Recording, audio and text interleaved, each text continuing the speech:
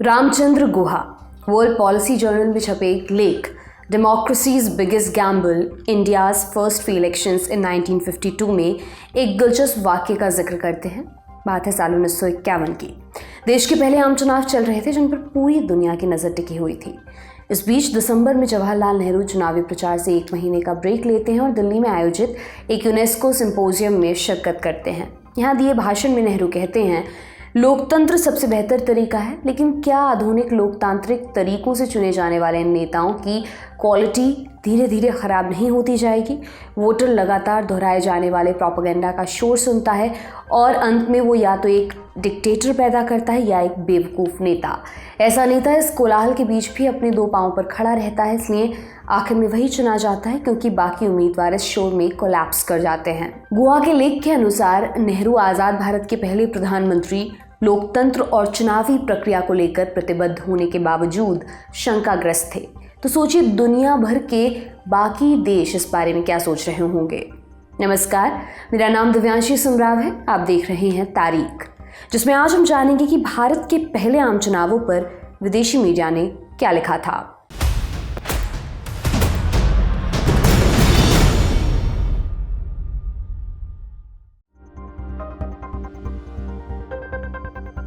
श्याम सरन नेगी हिमाचल के किन्नौर जिले के कल्पा गांव में टीचर थे। 25 अक्टूबर 1951 की सुबह 7 बजे उन्होंने कल्पा प्राइमरी स्कूल में मतपेटी में अपना मतपत्र डाला। बाहर निकलने के बाद उन्हें पता चला कि वो उस पोलिंग बूथ में वोट डालने वाले पहले इंसान हैं। शाम होते होते खबर आई कि श्याम सरन नेगी केवल उस पोलिंग बूथ में ही नहीं बल्कि आज़ाद भारत में वोट डालने वाले पहले इंसान हैं। भारत का पहला आम चुनाव लगभग 5 महीनों तक चला और 12 फरवरी 1952 को संपन्न हुआ। ये कितना बड़ा उपक्रम था, कुछ आंकड़ों और बयानों से समझते हैं। पहले चुनाव के वक्त देश में 17 करोड़ मतदाता थे। इनमें 14.5 करोड़ लगभग 85% मतदाता निरक्षर थे। लोकसभा की 489 सीटों पर चुनाव होने थे, जबकि 4000 के लगभग विधानसभा सीटों पर भी चुनाव होना था। लोकसभा में उम्मीदवार थे 1949। तैयारियों की बात करें तो चुनाव के लिए 3 लाख कर्मचारियों को ट्रेनिंग दी गई। 20 lakh steel bullet proof ballot box बनवाए गए। कितने मतदान केंद्रों में चुनाव हुए? 2,24,000। पीठासीन अधिकारी 56,000 और उनके 2,80,000 सहायक। सुरक्षा में लगाए गए 2,24,000 जवान। चुनाव की लागत 60 पैसे प्रति वोट। तुलना के लिए समझे तो 2019 में 72 रुपये प्रति वोट का खर्चा हुआ था। इस पूरे इंतजाम के बाद 68 फेजेस में पूरा चुनाव हुआ।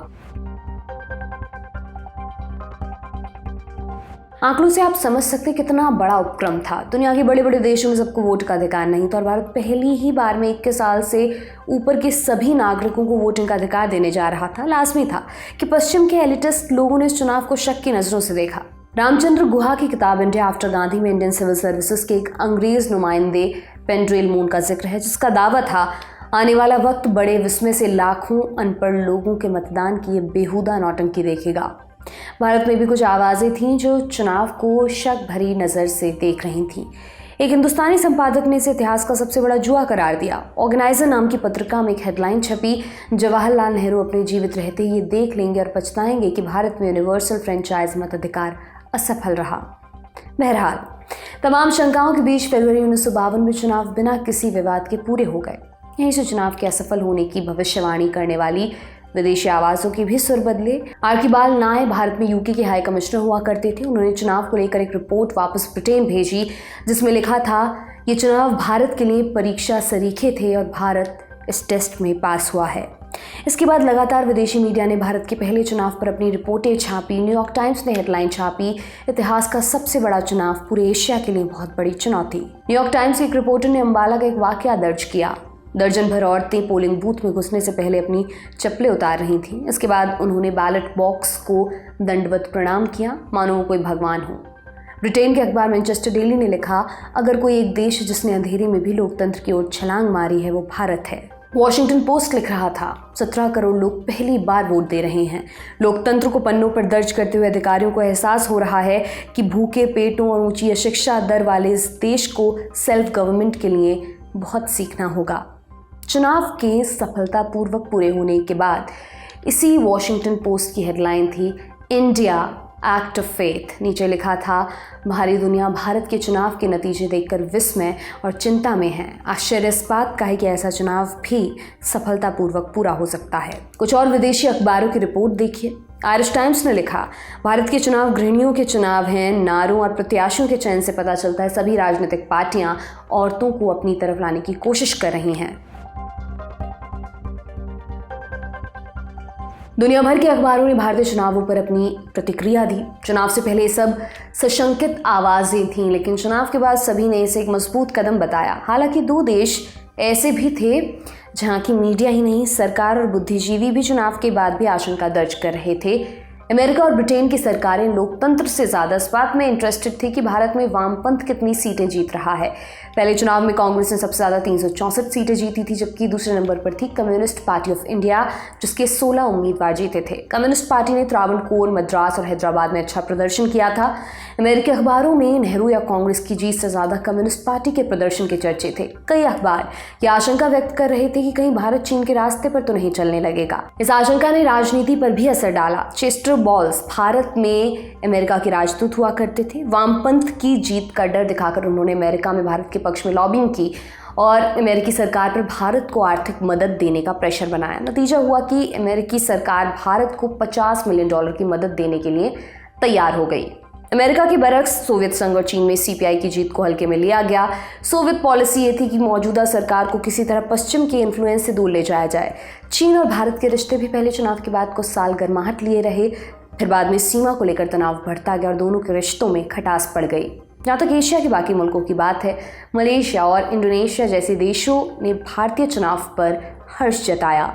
इन देशों के लिए भारत में हुए चुनाव इस बात का सबूत थे कि वे भी लोकतंत्र बन सकते हैं। यहाँ पर एक और देश की बात कर लेते हैं। 1951 में पाकिस्तानी अखबार पाकिस्तान टाइम्स के एडिटर हुआ करते थे मशहूर शायर फैज़ अहमद फैज़। भारत में पहले इलेक्शन अप्रैल 1951 से मई 1951 के बीच होने थे। तैयारी के लिए हालांकि समय चाहिए था, इसलिए इलेक्शन नवंबर महीने में शिफ्ट कर दिए गए। इस बात पर फैज़ अहमद फैज़ ने अपने अखबार में लिखा, रिट्रीट ऑफ डेमोक्रेसी, यानी लोकतंत्र पीछे खिसक रहा है। भारतीय इलेक्शन के बारे में फैज़ लिखते इससे पहले उन्हें एक कॉन्स्पिरेसी केस में गिरफ्तार कर लिया गया। भारत में चुनावों की शुरुआत से ठीक पहले 16 अक्टूबर के रोज़ पाकिस्तान के प्रधानमंत्री लियाकत अली खान की हत्या हो चुकी थी। लियाकत अली मोहम्मद अली जिन्ना के राइट हैंड थे, इस नाते उन्हें कुछ लेजिटिमेसी हासिल थी, लेकिन उनकी हत्या के बाद पाकिस्तान में सत्ता की बंदरबाट शुरू हुई और जल्द ही देश तानाशाही के गिरफ्त में चला गया। जहाँ तक भारत की बात है, शुरुआत में हमने आपको प्रधानमंत्री नेहरू के एक भाषण का किस्सा सुनाया था। चुनाव के बीचों बीच नेहरू लोकतंत्र की सफलता पर सशंकित थे। रामचंद्र गुहा के आर्टिकल के अनुसार चुनाव पूरा हो जाने के बाद नेहरू ने कहा, तथाकथित निरक्षर वोटर के लिए मेरे दिल में सम्मान बहुत बढ़ गया है। मेरे मन में भारत में वोटिंग के अधिकार को लेकर जो भी शंकाएं थी पूरी तरह मिट चुकी हैं।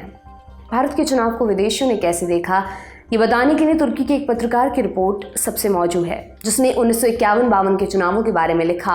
हो सकता था भारत लीस्ट रेजिस्टेंस का रास्ता चुनता, यानी एक तानाशाही सत्ता जिसमें सब कुछ केंद्रित हो।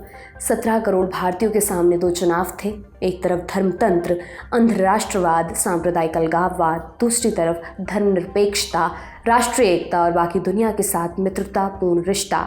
भारत के लोगों को इस बात का श्रेय जाता है कि उन्होंने दूसरा ऑप्शन चुना। आप इस बारे में क्या कहते हैं, हमें कमेंट बॉक्स में ज़रूर बताएं। बहरहाल इस एपिसोड में इतना ही। ये तमाम जानकारी आपके लिए इकट्ठा की है हमारे साथी कमल भट्ट ने। देखते रहिए दी लल्लन टॉप। बहुत बहुत शुक्रिया।